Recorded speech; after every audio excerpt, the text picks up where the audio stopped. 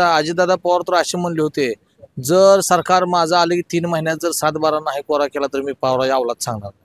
म्हणजे ही बोलाची भात न खायची कडी अशी विषय झाला. जोपर्यंत शासन कर्जमाफीचा घोषणा करणार नाही, GR काढणार नाही, तोपर्यंत या आंदोलनातून मागे सरणार नाही. आजच मंत्रालयामध्ये एक बैठक आयोजित केलेली आहे. त्या बैठकीसाठी सन्माननीय नेते मंडळी त्या ठिकाणी गेलेले आहेत. बच्चूभाऊ त्या ठिकाणी बैठकीसाठी उपस्थित आहेत, राजशेट्टी उपस्थित आहेत. आज जर कर्जमाफीचा निर्णय नाही झाला तर उद्यापासून आम्ही मात्र फक्त नागपूरमध्येच नाही तर संपूर्ण राज्यभरात, सोलापूर जिल्ह्यामध्ये सगळीकडे आम्ही चक्का जाम करू, रेल रोको करू. प्रहार जनशक्ती पक्षाचे बच्चू कडू यांनी शेतकऱ्यांचा उतारा कोरा करा या मागणीसाठी मोठं आंदोलन छेडलेलं आहे. नागपूरमध्ये जाऊन हा आंदोलन धडकलेलं आहे. सर्व शेतकरी संघटना जे आहे या आंदोलनात सहभागी झालेल्या आहेत. मनोजदादा जरांगे पाटील हे देखील या आंदोलनात सहभागी झालेले आहेत. तर आपल्यासोबत आहेत काही शेतकरी. यांनी त्यांची काय खरी परिस्थिती काय आहे आणि ह्या बच्चू कडूच्या आंदोलनाचं म्हणजे जे आंदोलन जे आहे ते योग्य की अयोग्य आहे हे जाणून घेऊया शेतकऱ्यांकडनं. काय सांगाल साहेब तुम्ही बच्चू कडूंचं जे आंदोलन सुरू आहे आणि राज्य सरकार जे म्हणत आहे की आम्ही वेळ द्या हे द्या, काय सांगाल? नाही, खरं तर मुख्यमंत्र्यांनी सत्तेवर यायच्या अगोदर निवडणुकीच्या प्रचार करत असताना सांगितलं होतं, त्यांच्या जाहीरनाम्यामध्ये काय सांगितलं होतं, आम्ही 7-12 कोरा कोरा करू 7-12 अशी घोषणा केली होती आणि त्यांच्या त्या जाहीरनाम्यामध्ये होतं. आणि पहिल्याच मिटिंगमध्ये ते 7-12 कोरा करणार होते. आज मागील वर्षभरापासून बघतोय आपण, सरकार स्थापन झाल्यापासून मुख्यमंत्री आणखी त्यांचे अभ्यासच करतायत, समितीत नेमतायत. बच्चूभाऊंनी यापूर्वी आंदोलन केलं होतं, सन्माननीय राजशेट्टी साहेबांनी यापूर्वी अनेक वेळा आंदोलनाच्या माध्यमातून मुख्यमंत्री साहेबांना भेटून, मंत्रालयात भेटून, आंदोलन करून, निवेदन देऊन कर्जमाफीवर लक्ष वेधून घेतलं असता. अनेक वेळा त्यांना फक्त पुढची तारीख दिलेली आहे. आता खरं तर या वर्षी अतिवृष्टी झाल्यानंतर शेतकऱ्यांना कर्जमाफीची खरी गरज होती, तेव्हा कर्जमाफी करतील असं वाटलं होतं. परंतु आजही शासन कर्जमाफी करायला तयार नाही. म्हणून आज सन्माननीय राजशेट्टी साहेब असतील, बच्चूभाऊ कडू असतील, अजित नवले असतील, महादेव जानकर साहेब असतील आणि आता कालच त्या ठिकाणी गेलेले आमचे मनोज जरांगे दादा असतील, या सर्वांच्या नेतृत्वाखाली नागपूरमध्ये भव्य असं आंदोलन चालू आहे. आणि आता या सर्व नेते मंडळींनी निर्धार केलाय, जोपर्यंत शासन कर्जमाफीचा घोषणा करणार नाही, GR काढणार नाही, तोपर्यंत या आंदोलनातून मागे सरणार नाही. आजच मंत्रालयामध्ये एक बैठक आयोजित केलेली आहे. त्या बैठकीसाठी सन्माननीय नेते मंडळी त्या ठिकाणी गेलेले आहेत. बच्चूभाऊ त्या ठिकाणी बैठकीसाठी उपस्थित आहेत, राजशेट्टी उपस्थित आहेत. आज जर कर्जमाफीचा निर्णय नाही झाला तर उद्यापासून आम्ही मात्र फक्त नागपूरमध्येच नाही तर संपूर्ण राज्यभरात, सोलापूर जिल्ह्यामध्ये सगळीकडे आम्ही चक्का जाम करू, रेल रोको करू. जसं नेते मंडळी आम्हाला आदेश देतील, राजशेट्टी साहेब जे आदेश देतील, बच्चू कडू जे आदेश देतील त्याप्रमाणे आम्ही आंदोलन करू. आणि संपूर्ण कर्जमुक्ती झाल्याशिवाय हा लढा थांबणार नाही, एवढे या ठिकाणी थांबतो. बच्चू कडूंच्या यांच्या मागण्या, प्रमुख मागण्यांमध्ये आपण पाहिलं असं तर त्याच्यामध्ये काय म्हणलंय की उसाला प्रति टन 43 रुपये भाव मिळावा आणि त्यानंतर जे आहे गाईच्या दुधाला जे आहे 50 रुपये आणि म्हशीच्या दुधाला 65 रुपये. तर आता सध्या उसाला काय कसं टन भाव आहे आणि गाईचं दूध आणि म्हशीचं दूध कसं भाव आहे? आज गाईचा दुधाचा दर आहे 35 रुपये प्रति लिटर आहे. पाण्याची बाटली घेतली तर 20 रुपये लिटर आहे आणि गायचा लिटर दर तो 35 रुपये आहे. गायचं उत्पादन खर्च वाढला, आज सुगराच्या किमती महागलेल्या आहेत, पशुधनाच्या चाऱ्याच्या किमती महागलेल्या आहेत. त्याच्यामुळं योग्य 50 रुपयाच्या पुढे दर पाहिजेच. म्हशीच्या दुधाला 65 रुपये दर. आज बाजारात बघितला दूध पॅकिंग पिशवी घ्या 80-82 रुपये आहे, परंतु शेतकऱ्याला मिळताना 50 रुपये मिळाले जाते. म्हणून शेतकऱ्याला किमान त्याचा उत्पादन खर्च निघण्यासाठी एक म्हैस किती दूध देते, तिचा खर्च किती, याचा सरासरी विचार केला तर 65 रुपये ही योग्य मागणी आणि ती मिळालंच पाहिजे. दुसऱ्या बाजूला ऊसाचा विचार केला, आज आपण बघतोय सोलापूर जिल्ह्याचा विचार केला तर या ठिकाणचे सरासरी साखर कारखान्याचे जर काढले त्यांची FRP 2200 ते 2500 रुपयेपर्यंत बसते. त्याच्यामुळे उत्पादन खर्चही निघत नाही. आणि आज किरकोळ बाजारात साखरेचा दर बघितला तर तो आज 4500 रुपयेपर्यंत आहे. कारखान्याचे टेंडर 4000 पर्यंत चाललेत. त्यामुळं आणि फक्त साखरच नाही तर ऊसापासून जे उपपदार्थ निर्मिती होते त्यात बगॅस असेल, इथेनॉल असेल, कोजन असेल, अशा सगळ्या गोष्टीचा विचार केला तर साखर कारखान्यांनी 4000 रुपये 4500 रुपये देणं सहज शक्य आहे. त्यामुळे 4300 रुपयाचा दर ही मागणी एकदम योग्य आहे. तरच ऊस शेतकरी जगणार आहे, तर ऊस शेती टिकणार आहे. कारण फक्त एका बाजूला बघितलं आपण सोलापूर जिल्ह्यात आशिया खंडात सर्वात जास्त साखर कारखाने आहेत, परंतु ऊस FRP देण्याच्या बाबतीत मात्र हे सर्व साखर कारखानदार पाठीमागे आहेत. आज 2000 रुपये सुद्धा काही कारखान्यांनी दर दिलेला नाही. याच्यावर सरकारचा कुठेही अंकुश राहिलेला नाही. आम्ही आंदोलन केलं तर आम्हाला कायदा हातात घेतला पण आमच्यावर गुन्हे दाखल केले जातात. परंतु 14 दिवसात ऊस बिल देण्याचा कायदा असताना हे साखर कारखानदार मात्र कायदा मोडून एक वर्ष ऊसाची बिले देत नाहीत. त्यांच्यावर काय गुन्हे दाखल होत नाहीत, त्यांना काय अटक होत नाही.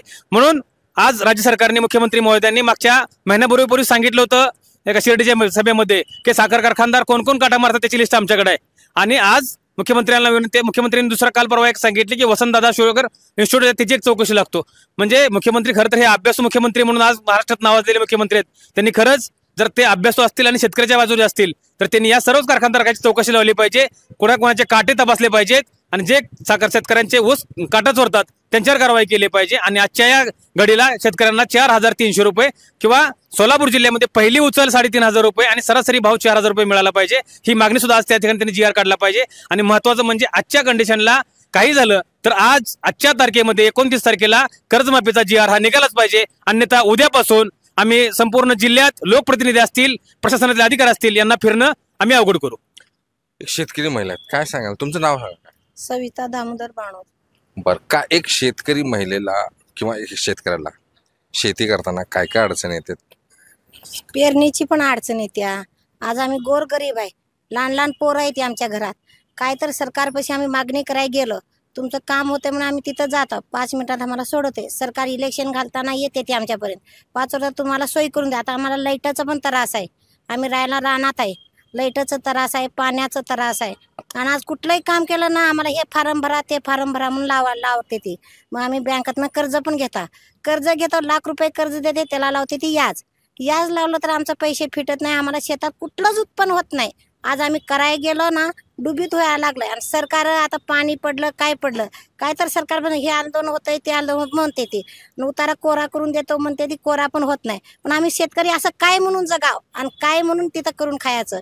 आमची परिस्थिती अशी इतकी बेकार आहे की आम्ही सावकारला सकट आम्ही घाणवत ठेवायला लागलो शेती, तर पण आम्हाला उत्पन्न कुठल्याच गोष्टी नाही येणार झालंय.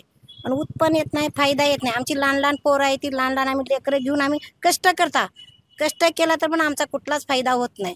आणि सरकार इलेक्शन घालताना काय म्हणते, लाईटाचं सोय करून देतं, पाण्याचं सोय करून देतं, रस्ता करून देतं, तर पण सरकार येऊन इथं उभा राहत नाही. ती इलेक्शन झालं तर दुसऱ्या दिवशी कुठला आहे म्हणून आम्हाला विचारत नाही. सरकारला आम्ही मोठं केला, गोरगरीबच मोठं केला, कोण सावकार माणसं मोठे केले नाही. बँकेत गेला कर्जासाठी बसला ना, कर्ज देतो म्हणते, कुठला आहे म्हणून विचारत नाही. ती आतापर्यंत कर्ज माफ करतो म्हणून आम्ही ह्या आशयावर बसला, पण कर्ज काय आमचं माफ झालं नाही.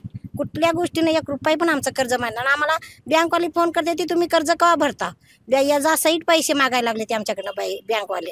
मग त्याच्यासाठी आम्ही काय करावं काय नाही, काय फाशी खाऊन मारा ही गोष्ट आली आम्हाला आता सध्या. आणि इतका आम्हाला त्रास पण झालाय. आणि ह्या गोष्टीनं आम्ही आताच्या बारी सरकार आलं तर आम्ही त्याने इलेक्शन काय आमच्या समोर उभा पण राहू देणार नाही. एवढा आम्हाला त्रास, आम्हाला कुठलीच सोय नाही. गोरगरीबाला तर सोयच नाही, आम्हाला शेतकऱ्याला तर अजिबातच सोय नाही. आणि ते पीक कर्जवाले ते अजून ते आलोंधन वाजता आम्ही भरायला जाता, फार्म भरता, सगळं करता, पैसे घेते ते पण आमचं काम करत नाही. आता मी लय ह्याच्यात फसले आम्ही, आणि कुठल्याकडे मला कोणावर विश्वासच नाही बघा. इतकं फसले आम्ही ह्याच्यात. आणि हे उतारा आहे माझा, उतारा आम्ही बोजा काढला, कर्ज काढला. आता मला ती जमीन घाणवत ठेवायची पण पाळी आली आता सध्या, तर पण ह्याच्यावर काही नील झालं नाही. आणि आम्हाला रुपयाचा फायदा नाही. आता लय शेतकरीच नाही असं झालंय. मी म्हणून बोलायला लागल्या, मी महिला आहे पण बोलायला लागले, पण मला लय त्रास झालाय बघा. हे उतारा आहे आमचं, आम्ही बोजा काढला. आता बँक आम्हाला पैसे भरा म्हणायला, आम्ही कुठनं म्हणून भरायचं? आता आमचं सगळं नुकसान झालंय, आम्हाला रुपये पण फायदा नाही. कांद्यात नुकसान झालंय, तुरीत झालंय, सगळं नुकसान झालंय. आम्हाला बाजरी भेटली नाही, काय भेटली नाही. आमची पोरं बाळा आम्ही वनवासमध्येच आहे. आणि आम्ही राहायला शेतात आहे, एक लाईट सगळं बसवायचं होईना झालंय सरकारला. आता इलेक्शन येतो म्हणते ती, इलेक्शन घेते ती जाते ती. हे सरकारचं चालू आहे बघा, फसवाफशी चालू आहे. पण काय नील केलं नाही, कोरा केलं नाही. उतारा करतो म्हणते ती, 8 दिवसात करतो, ही तारीख देते, त्या तारीखला करत नाही ती. आता आम्ही पण काहीतरी हे ठाम करून विचार करून सगळी बसणारच आहोत. आम्ही पैसे लहान लहान पोरं घेऊन बसणार आहोत, एकटं म्हणून लहान लहान पोरं घेऊन बैला सगळी बसणार आहे. नाहीतर सरकार समोर आलं तर चपलीशिवाय मारणार नाही. एवढी तर खरी गोष्ट आहे. चपलीशिवाय माझ्या समोर आलं तर सरकारला मी मारणार आहे, ही गोष्ट खरी आहे. आणि खोटं बोलणार नाही. इतकं आम्ही त्रासमध्ये जाऊ. आणि लई महिला आहे ती, मी जगती म्हणून लईच आहे, मी सगळ्याला गोळा करून हाणणार आहे, तेवढी ही होणार आहे. मुख्यमंत्री असं म्हणतात की सरकार शेतकऱ्याच्या बाबतीत जे आहे चांगलाच विचार करते. काय विचार करत नाही, काय करत नाही. इलेक्शन घालायपुरतं मोठं होस तर विचार करते ती, नंतर आमचा विचार करत नाही. आणि आम्हीच मोठं केला. कोण मोठं केलंय? बँक मोठी केल्या, पैसे मोठं केलंय, आम्हीच मोठं केलं. आम्हाला देतो म्हणून म्हणते गोरगरीब पाळणारच की, बाई माणूस पाळणार की. हे फार्म भरा ते फार्म भरा, आपलं चांगलं होतंय, काय करत नाही. निवडून येते तीन बाजूला. आणि शेततळ्याचं आलोंदान केली मी, ते आलोंदान केली, पैसे भेटते म्हणलं, ते तर टुला खालनं पैसे घ्या लागलाय. ते सरकार त्याला देत नाही, टुला खालनं पैसे घ्या लागलाय. आणि आमचं काम करत नाही. ट्रॅक्टर भेटली ते पण आमचं परत पाठवलं त्यानं. पेरू झाडाचं उलांदन केलं ते पण परत पाठवलं त्यानं. आणि टुला खालनं पैसे घ्या लागलाय.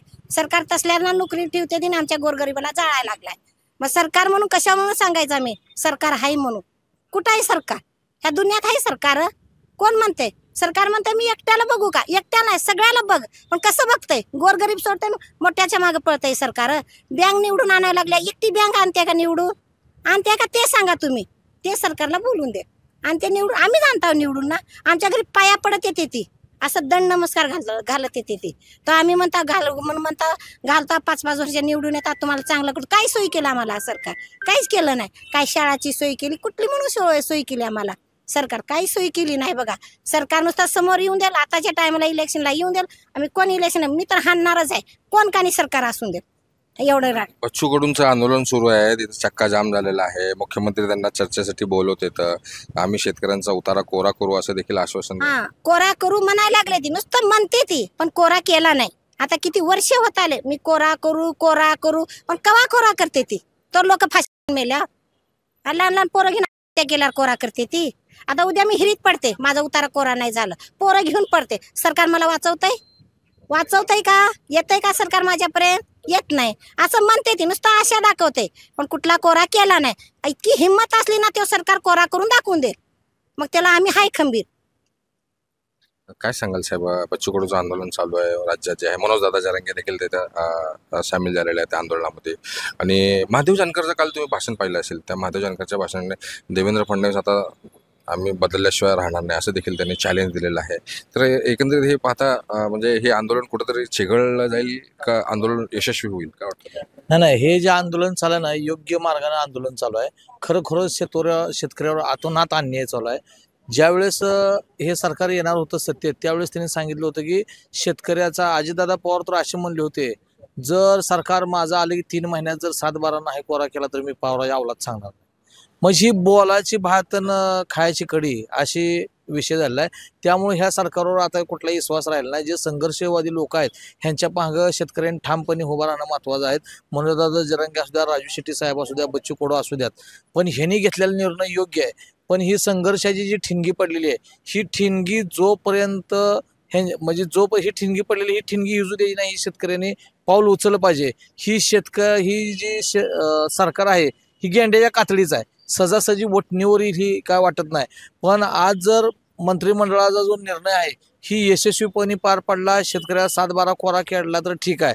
नाहीतर हा उद्या ज्याला जो निर्णय देईल, हे जे आमचे प्रमुख नेते असतील, राजू शेट्टी साहेब असतील, बच्चूभाऊ कडू असतील, मनोजदादा जरांगे असतील, ह्यांनी जर निर्णय दिला महाराष्ट्र बंदचा तर 100% शेतकरी ही आंदोलनात उतरणार आहे. त्यावेळी जात पात पक्ष बघणार नाही, फक्त शेतकरी म्हणून या ठिकाणी रोडवर उतरणार.